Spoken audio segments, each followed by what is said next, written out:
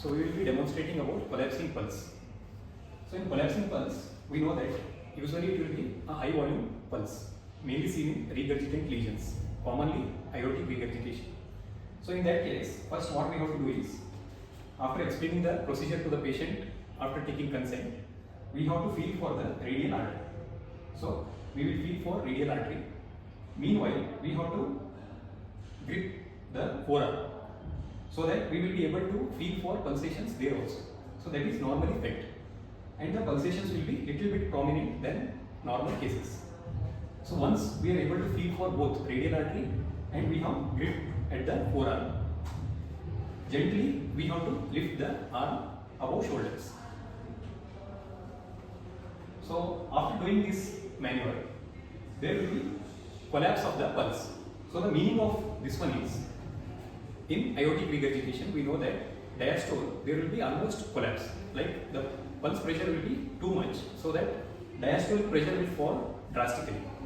So by lifting the arm above shoulders, we are facilitating that diastolic collapse along with the gravity.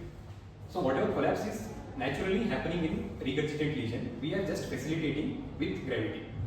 So during that time, once we lift, radial pulsation will be collapsed, and that regurgitation, like the blood will flow so rapidly that even the muscle knock we will be able to feel. Something is coming and hitting the muscle. So that is collapsing in nature.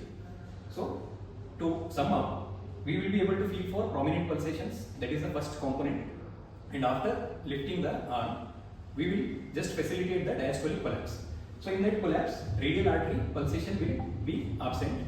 Meanwhile, immediately we are able to feel for muscle knock. So this is the collapsing pulse demonstration seen commonly in aortic regurgitation.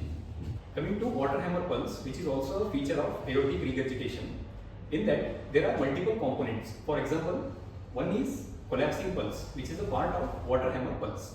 Second one is that muscle knock should be felt, again which we demonstrated in collapsing pulse.